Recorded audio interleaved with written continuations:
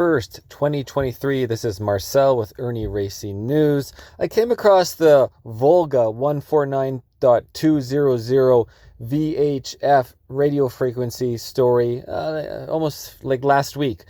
But I finally decided to do a story on it for those who haven't already heard about it. So that's right, guys. 149.200 VHF frequency that you can do with those Beofeng radios to save your life if you are forced into the Ukrainian front line with no training and you want to live. You can get on that 149.200 and call out Volga. Call out Volga and save your life. So here you have the article from September 27th. The number of Ukrainian armed forces military personnel who voluntarily surrendered has been steadily growing, and this became especially noticeable after the open frequency 149.200 Volga became operational. Moreover, many Ukrainians who go to surrender take with them weapons and ammunition. This incident happened just the other day, and then we're focusing on this photo, I guess. A group of Ukrainian armed forces fighters came out on our Volga frequency and discussed the terms of surrender. Everything happened in the direction of Slavatova Kremenaya. As it turned out, the Ukrainian military took with them 3 boxes of ammunition. The transfer of the property taken with them and the surrender took place without any incidents.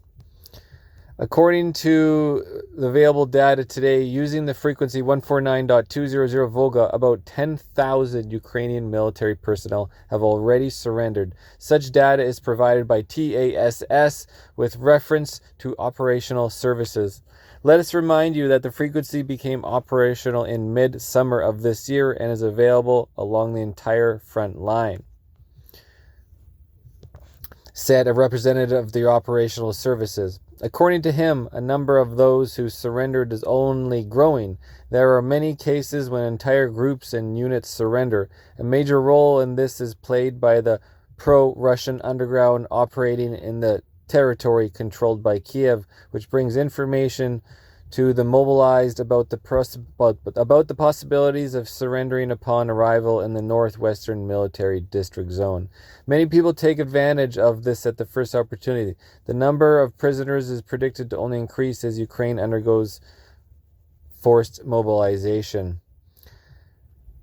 So, yeah, guys, this would have to be a VHF frequency. So when people have their hand radios, everybody's around, they can focus on in that frequency. And for those asking about, well, why doesn't the Ukrainians just run a jammer?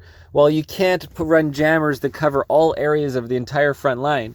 And I guess when you run a jammer, are you also not actually signaling to the Russians where your location might be of that jammer? I'm not quite sure on that, but that's a possibility. So who knows how many people have actually surrendered? Obviously, we could only speculate.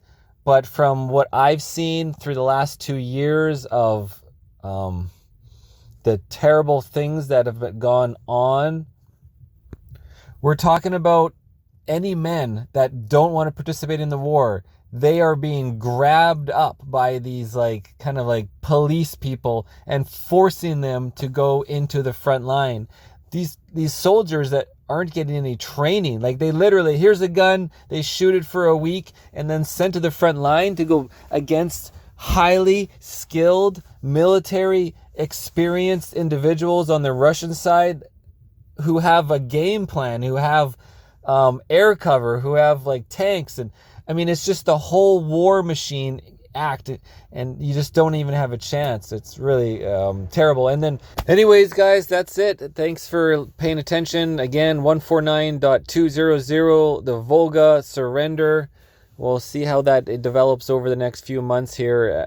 Essentially, I mean, Ukraine is out of men. They've thanks to the West and NATO, pretty much Ukrainian men have almost been exterminated.